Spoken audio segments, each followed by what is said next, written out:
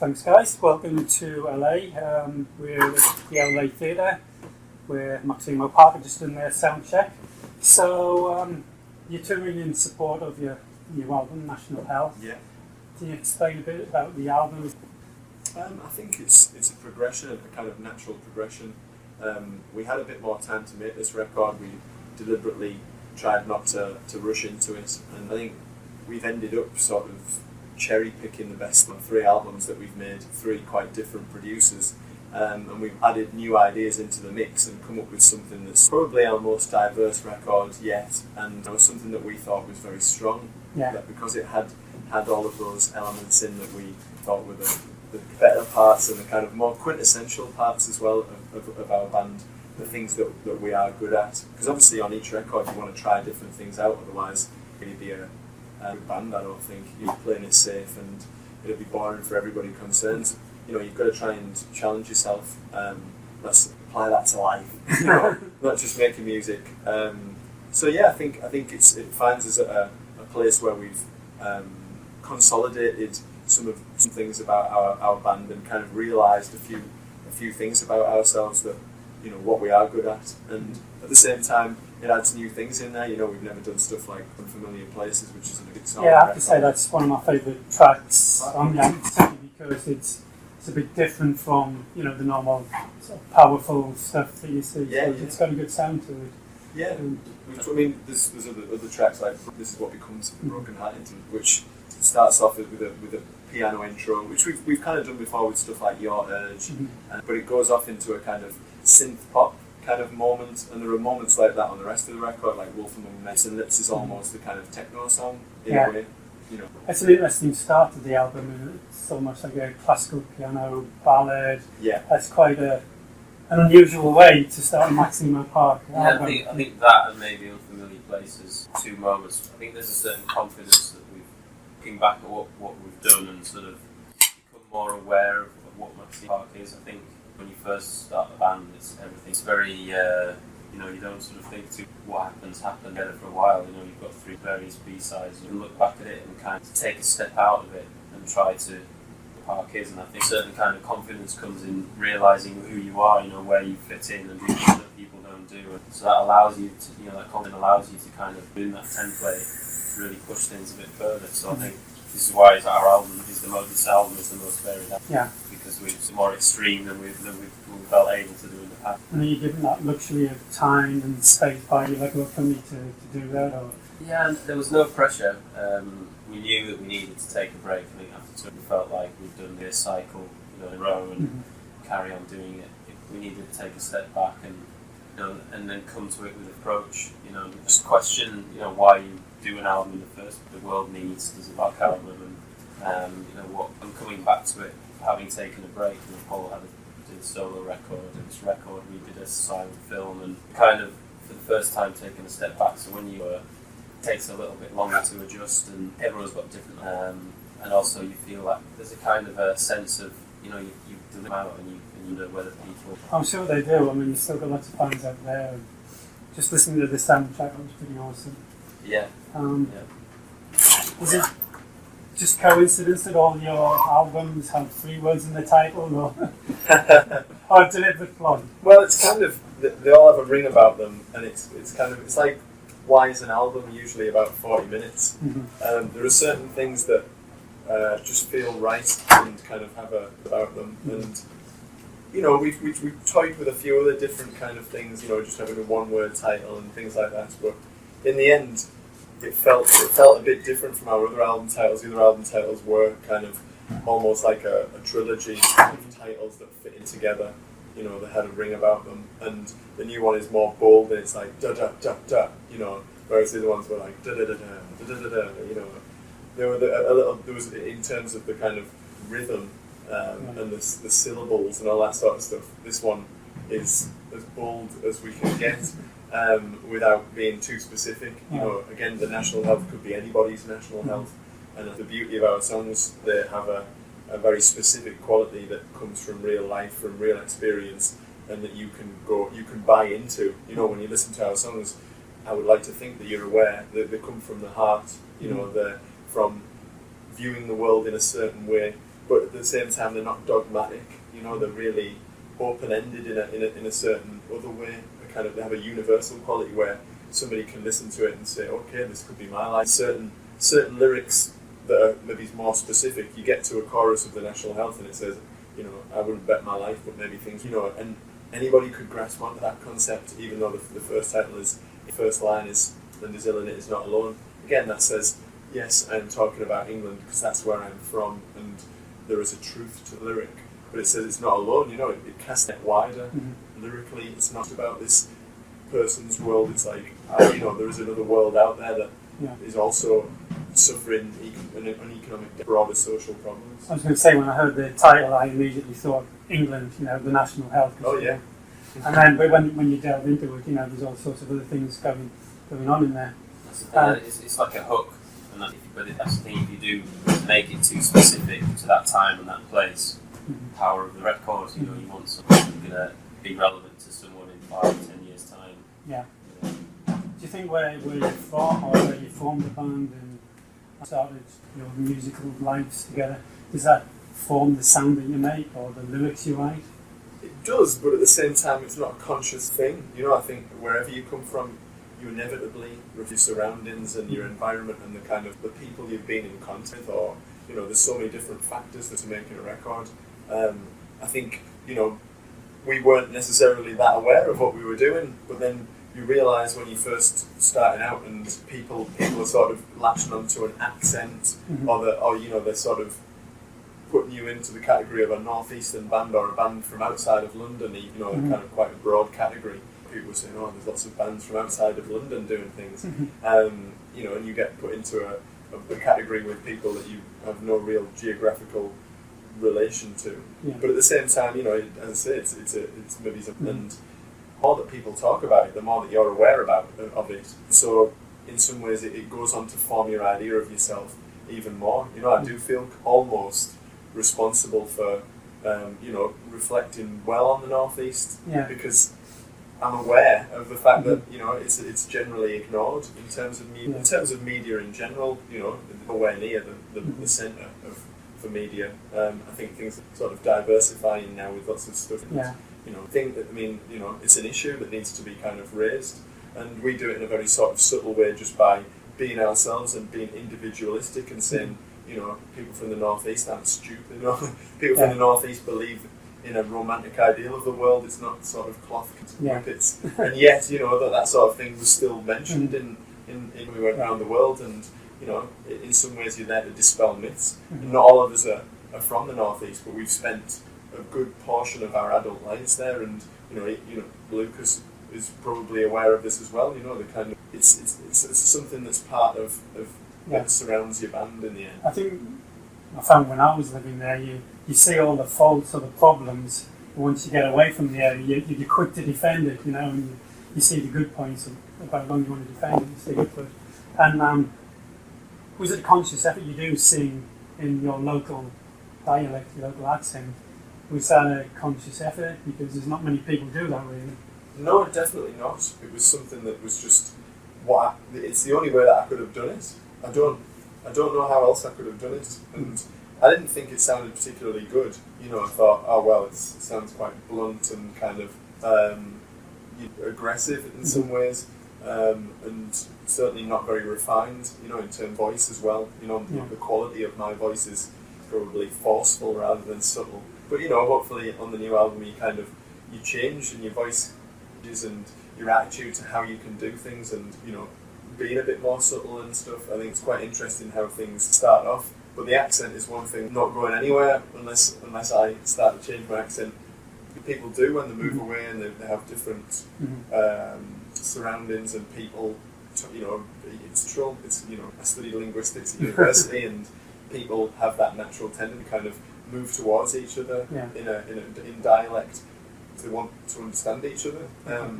So, but for me, you know, I still live in the Northeast. I'm quite close to my family. Yeah, it's just one of those things that why wouldn't anybody sing in their own accent? Yeah, it seems a natural thing to do. Yeah, but it does stand out, you know, and it stands out as a kind of honesty when I listen to it in other people. You know, I can't speak for my own music, but somebody like Robert Wyatt, you know, singing in a kind of southern English accent and quite an unusual voice, Mhm. it stands out. You know, Yeah. like, oh, you know, so I mean, we're so influenced by American culture in England and vice versa. You know, you hear certain sort of American punk bands singing in a kind of weird Yeah. British accent. You know, it cuts both ways. Yeah. But you know, I was always appalled when I'd hear somebody singing in an American accent when it wasn't their accent, because it takes away that kind of element of truth and honesty. You know, music, if nothing else, should be natural. Mhm. You know, if you choose to sing, I mean, it depends. You know, there are other people who sing in character.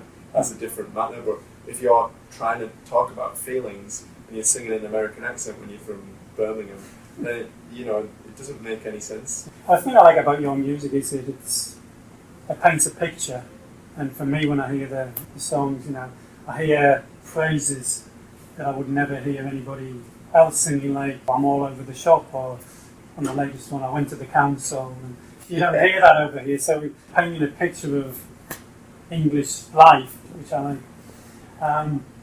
I first saw you guys almost 10 years ago when you supported Future Heads. Yeah. One of the my first reaction was, these guys shouldn't be in the same band together. You all had your unique characteristics, you know, and different looks, but the sound was just amazing. So quite a lot's happened in the intervening time. What would you say the highlights have been so far in your musical career?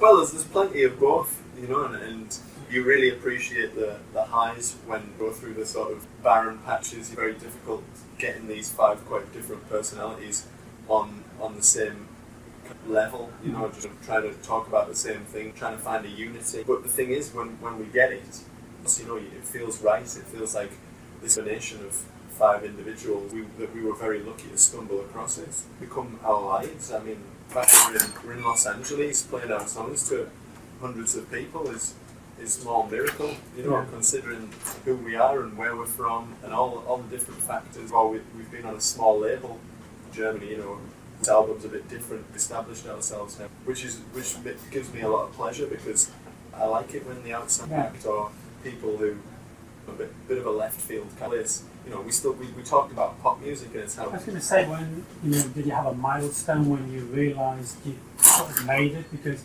you know, when I was a kid or in the bands, you know, if the band got on the top of the pops, you know, they'd made it then, but that's not around anymore. So well, we were on top of the pops, and that was a big moment. That was like, nobody can take it away from you. You know, it's a bit like Bullseye, the British darts program. Jim Boyne, the host, would say, "That's yours. No one can take that away from you. Now, do you want to gamble the rest of it?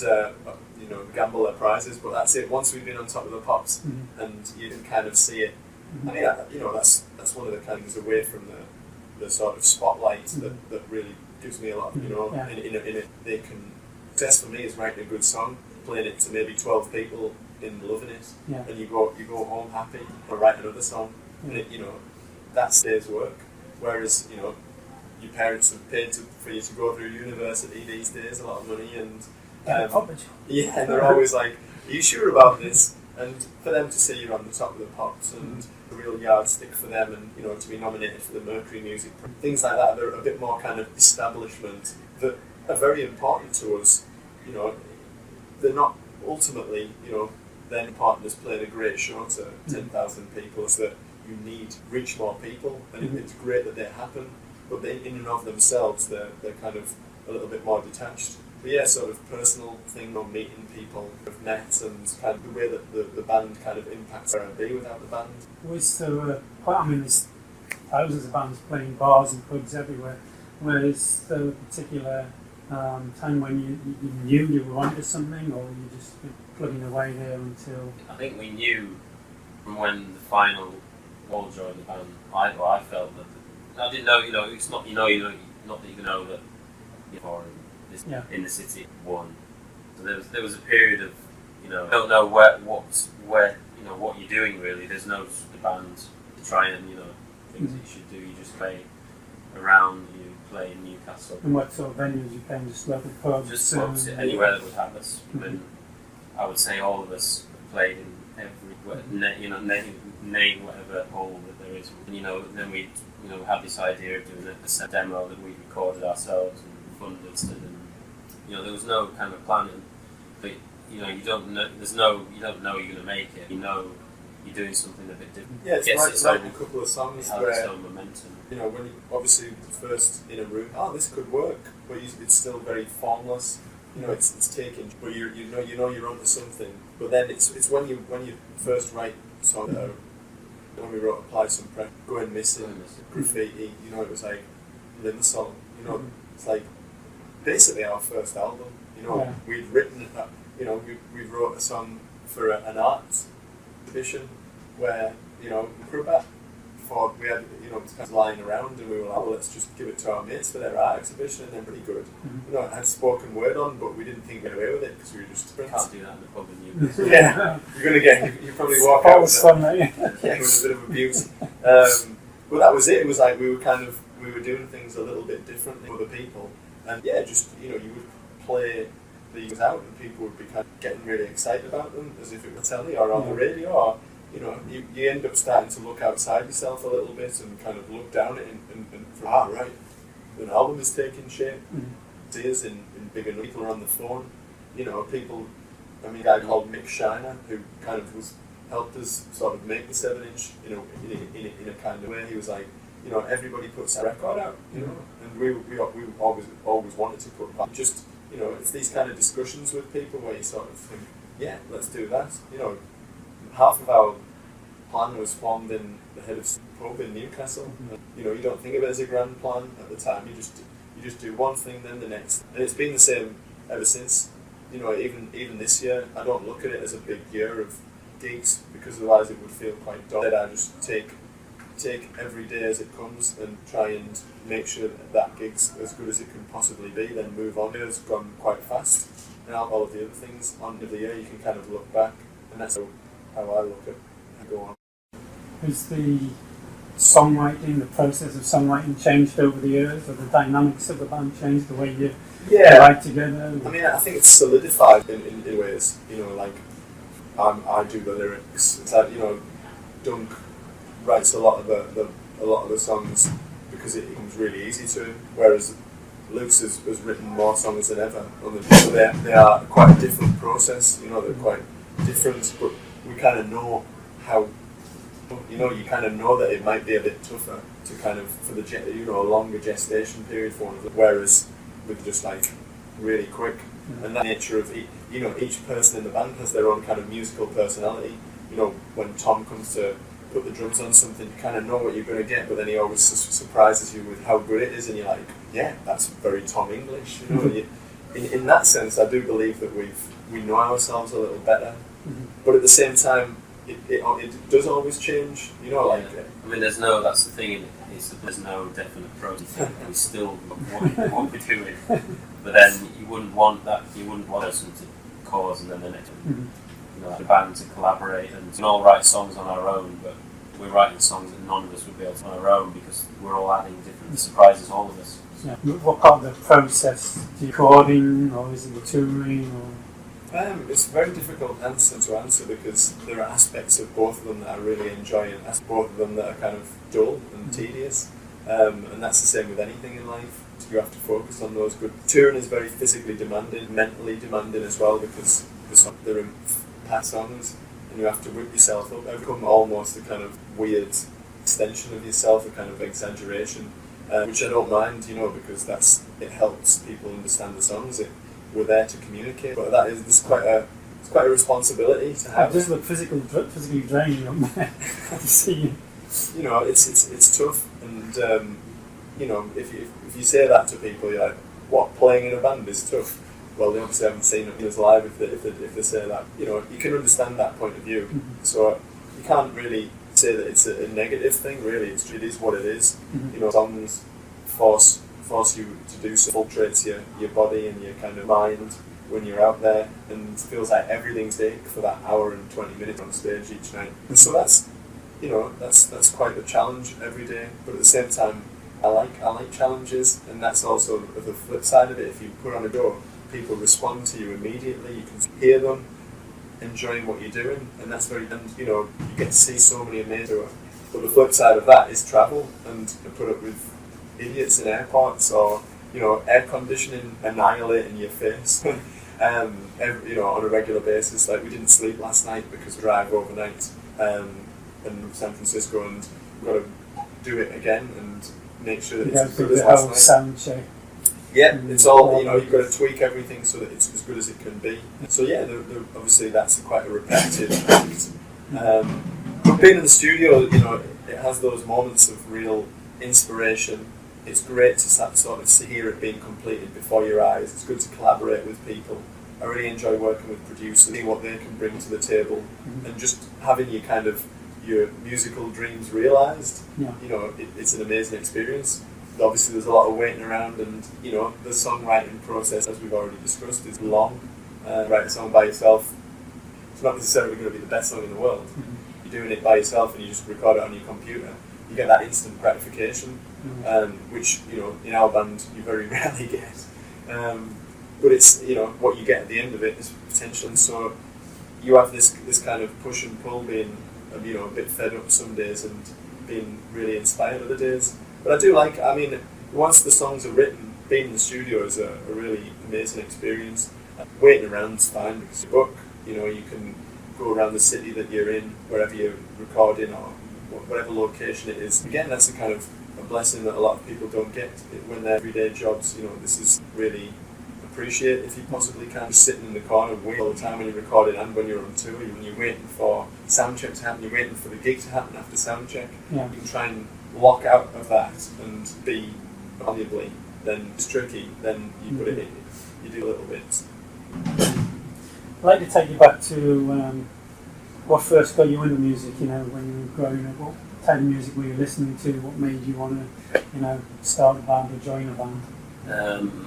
My dad's is quite more of a classical music growing up and hearing, but that didn't.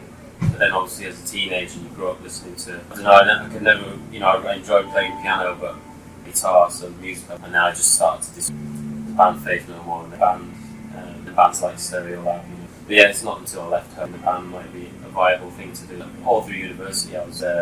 It's just a bit weird as a keyboard player, the guitar player, and the singer, bass players, and drummers. The keyboards roles a bit, they have to kind of force their way in. Well, I had just kind of because they're it's very kind of Britpop stuff. Just by the time I was at university, I was electronic music. So the bands I was in, I was in the kind of. And this is what happens in our band as well. The guitars was fighting for space. The kind of trying to job. That's just what happened. The band, what it is in a way. Are there any keyboard players that you admire? Get you inspiration, or you like their style? Yeah, I guess I don't know. It's hard. It's hard when you're in a band. I remember listening to Trent Reznor, Chanel stuff, and he's trained, a player. And Downward Spiral, that record, was the way that he kind of combined a musical motif, expanded it over a whole record, appealed to my kind of the way that I'd kind of been taught. Then as a live act, it was completely like that. It's a very emotional and passionate sort of thing. So where you can combine these two very disparate elements. So it's not very often you see keyboard. I've never looked at a keyboard player and gone, I want to just do. So. What about you, Paul? What were you listening to in Billion? Lots of things. I was always obsessed with music, and everybody, people were like, "Oh yeah, Smith." Did you ever have a stack with an album cover painted on the back? I didn't. I had a sort of head drum because everybody had one. I had a folder when I was at I was kind of a very angsty teenager, and when I was kind of 12, when I was sort of Pearl Jam and kind of grunge, but I really loved stuff like Crowded House and George Michael. I've always been a fan of melody. When I think the earliest sort of influence would be the Beatles love songs, which my parents tape of in the car, and I would do the harmonies without realising what exactly, but I would always kind of do all the little high, and I still do that on road journeys to everybody in there. But it's just something that I enjoy sort of singing along to stuff, and I always did. I got into anything that had a kind of romantic sort of angsty to emo was kind of in there. And I read all the music magazines and all sorts of stuff like stuff 4AD and kind of Rough Trade stuff like this. Like they were kind of the alternative stuff that I was enjoying division, and then on the other hand I still Crosby, Stills, and so Neil Young again, just melodies. Everything is melodic. Was that an Neil Young cover you started on your sound check? Yeah, Dunk's a big Neil Young fan. He loves his choppy guitar style. Yeah, we when I was ever growing thought up. of doing a cover version? Well, I did do Cowgirl in the Sand by myself once with my friend Susie, who was in a band called Silver Fox. We did a few gigs. We did at an art exhibition in Edinburgh. This was around the time that I felt a bit more confident to sing in front of people, which I'd never sung before I joined Maximo. I got into a band, playing with my friends, just with in a band called Me and the Twins. And we just played instrumental music gigs because they knew we got a drummer to try and make the loud bits louder. And we ended up playing lots of gigs, cinemas, projections of stuff that we used to film stuff on Super 8 and find slides and stuff and play this kind of post-rock music. Again, that was probably the other main sort of like that, really. They led me on to all the American bands. Stuff on Thrill Jockey taught us. He's like totally into instrumental stuff, and I hate vocalists because they're always toothy and had nothing. And then, yeah, when I was asked to be in the band, that was kind of one of the sort of premises that I wouldn't be one of, but everybody in the band was with that, you know. Whereas I think other people are less accepting of. I'd kind of written lots of other styles of lyrics, you know, and tried stuff out and never sang them to anybody and just thought they're not very good. The ones that work are the ones where I'm from the heart and kind of is influenced by stuff like I singing about. It was very, very old music. The way, you know, I felt that sort of singer-songwriter. I thought maybe our band is maybe a bit more unique to it, a kind of fast sound and lyrics that are maybe occasionally introspective and a definitely aesthetic question to other people kind of get into the music. It's very specific. But yeah, I mean, I certainly never wanted to be in a band because those were all rubbish in Newcastle or Middlesbrough or wherever you were from. You were like, God, I'm not another guy who was, you know, in the football team at school, and then he's got a Liam Gallagher haircut now, and he's in a band going, oh yeah, Marley, yeah, you know, in a Manchester accent. You know, stuff like that was exactly what Maximo Park meant to combat, and as a kind of antidote. You know, It still exists. Well, this is it. It still winds me up because you're like, you know, people should just do, you know, be themselves and try not to hate other bands and stuff. So where do you see you going next? Maximo Park. You've obviously got the rest of the tour. Yeah, well, this doesn't make this record that we're really happy with, and we still haven't toured it really. Even though it came out months ago because we've been doing lots of festivals and coming here. We've kind of been doing the similar set because we've not been here for 5 years, and you know there'll be a lot of people who haven't seen us before, so we're trying to So sort it's of going to give be them a made taste. a new album or one of those still? Well, tonight it will be a mix, but when we get back to Europe and the UK, it will be a national health tour. Yeah, the first time we've toured those songs, and it's kind of hard to see beyond that at the moment because even though the tour, you know, the gigs are mainly sold out, and it's hard to know what's going to happen. With, you know, are people just going to hear the old stuff? Is the new stuff going to go down better or worse? You know, and that'll give you a sense of kind of, you know, where we're at really, you know, where our momentum is. It's kind of, you know, you always want to feel like you're progressing all the time. And you know, in my it's just hard to say. I mean, I would say we've got at least another record in us. So, and I think we want to kind of, because we've taken a break, it was quite a long break, we'd like to keep on touring through most of next year as well as possible. But we also want to write, which is something we're not particularly being very good at, touring and writing at the same time. So we'd like to try and put something out in the new year. That means kind of writing and recording it very soon. But yeah, I think we feel like having gone away and come back and have a bit more of a sense of what we're about. Songwriting is hopefully a little bit easier and be a bit more confident with it.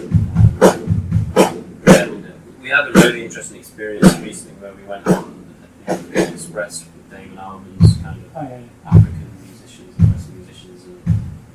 I mean, I don't know how that'll affect us, but it made us realise that the only thing stopping you from writing is yourself in a way. You know, there shouldn't be any kind of barriers as to writing songs. And continuation of this kind of slowly growing in the band, and who we are. 4 albums down the line, you're getting more a sense of where you are in the world and holiday. I think it's the experience within the band, or just life in general. You get to a certain age, and you get to a point where you feel comfortable with yourself, you know who you are. I'm sure that's a lot to do with it. A band with children now. You see life in a slightly different way. Songwriting is quite an important thing for us. It's something that we always want to improve on. I don't think that'll ever go away. Touring, we might just kind of, as we get older, we'll just kind of might have to draw a line at certain things that we just like we physically can't. Yeah, well, that's it. You don't want to be this sad old guy, kind of trying to recreate something. Yeah, I think you should do whatever feels natural to you, and I certainly can't see myself in 10 years' time doing the same kind of high intensity show that we do at the moment. And I don't think the music will remain as kind of frenetic. It will still have the kind of emotional intensity, the kind of melodic intensity, something that really hopefully affects people if we continue to make music together. But yeah, I mean, as I say, I just, it feels right now, but as I say, I see it. I think we all want to do different things, but keep progressing. We'll all see something like that in 10 years' time. It feels kind of natural now. I don't know, maybe I'll get a new lease of life and I'll kind of create violin links and things like that. But it feels like there is a kind of zest, there's a kind of still a youthful exuberance about the band. And we're not going to try and artificially sustain that. It's still there now, so let's use it. Let's use it to create more music and to make exciting live shows. But let's evolve and keep moving in a dignified, appropriate manner. Don't think about it too much, but things always keep changing very subtly. So I'd just like to finish off with a few sort of quick questions, just off the top of your head. What would you, outside Maximo Park, what would your ideal band lineup be? Who would be playing drums? Who would the rest do the rest of the current band? Oh dear. And the question can be in next to it. Yeah, so with the same lineup. Well, okay, we were on the Africa Express tour recently, and I would definitely have Diabel Sissoko playing the chorus because he was awesome. And the Permian Nina Simone doing a kind of duet backing vocal thing. You wouldn't want her as a backing vocalist. I don't know, Nick Drake playing acoustic guitar or whatever, and then Jimmy Page doing solos or something. Drummer Lee Von Helm from the band. Don't think there's been many better drummers than him. Bass player Paul McCartney, will get him in for his melodic bass lines. And then you've got Larry Graham from. I can't say Larry Bass. No, definitely not. No. Larry Graham from Sly and the Family Stone and Graham Central Station. It's tough. Keyboards. Let's see. We could have. I don't know. Sweet. Well, I wouldn't mind having something more modern, something kind of like, I don't know, Hanford and Prince or something like that, something with a kind of really. I don't know where I'd fit in this. I wouldn't be the man for the job, to be honest. What else? I saw a keyboard, I was a kid demos. He was doing a very moody thing, but obviously he's technically amazing. Kind of back, crying and wine as well. Voice and his guitar and his sister working vocals. I like riffs. I like Tony Iommi. See what happens. Yes. Any unfulfilled ambitions with Maximo Park that you still want to achieve, or that you haven't done yet? I don't know, it's weird. I think there's so much so many songs we could write, you know, so many different songs. It'd be great if we could get to explore you know, all these different things that we could possibly do. In terms of styles, just trying things out. I don't want us to get too traveled so many places, so many places left. Yeah, we might go to Iceland. Yeah. But again, that's more of a personal ambition. Yeah. The band is probably the easiest, most likely way of it happening. Yeah. But I would say I try not to have these ambitions because, you know, if you don't reach them, it's quite. We've always tried not to have any goals and just try and play to as many people as we possibly can and to do the best that we can every night. You know, on a very broad level. Because that's it. If you say, well, I'd love to play the Hollywood Bowl, and you see the bands doing it who are kind of contemporaries of yours, you'd be gutted, you know, and you'd be like, oh, why are they there? You know, that's the sort of mentality that you would end up having, and it would be really sad. So, you know, if you look back at the things that we've done some great things, but again, looking back doesn't help you. You know, this year, you know, being on the Africa Express tour, for example, that to me is as good as anything. Well, that's the thing. I think anything that takes you out of the usual band, you know, they're all great things to do. You know, like the drum solo, you know, TV in America and stuff like that. But anything that takes you out of the usual kind of have being around like the African Express thing, collaborating with people in their wildest dreams, meeting people. Doing just stuff like we played the alcohol, and we worked with some brass players and some string players and kind of rearranged the songs, orchestrated the songs. To me, that's, you know, great. Yeah, anything we can do that's outside the usual kind of band thing. Yeah, I've just collaborated with one of my favourite poets, which is just you know, it's just bizarre. Just going down undiscovered avenues. Yeah. I mean, I wrote a short story. I'd forgotten about that, and then the other day I was like, oh yeah, I wrote a short story for a book of musicians writing stories, and it's printed in the independent newspaper, and there's the kind of one that they've selected out of the book. And you know, I could probably quite happily just retire now, you know, with things like that. Yeah. But these things keep happening at the moment. You know, as I say, we're still abandoning in creative. In our creative setting, in a way, you know, that's still the case. You know, there's ups and downs, but you know, I still think that we have the ability to write superb songs that are as good as any that we've written in the past. And having that belief makes you still feel kind of vital.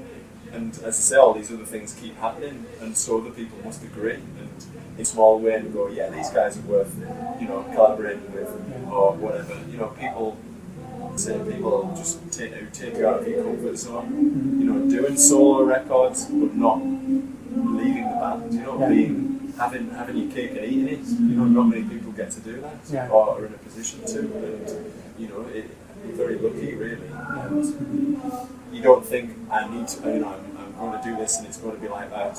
I mean, there are certain things, you know, I'd love to put out another solo record, but that's not really an ambition. It's just something that I write lots of songs that don't for Maximo Park.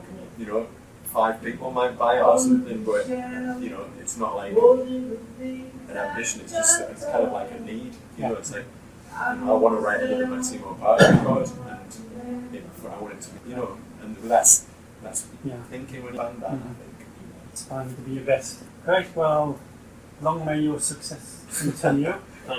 Thanks for your time, Paul and Lucas, and I look forward to the gig tonight at Rey Theater. Yeah. Thanks. Thanks very much, guys. Thank you. Thanks for your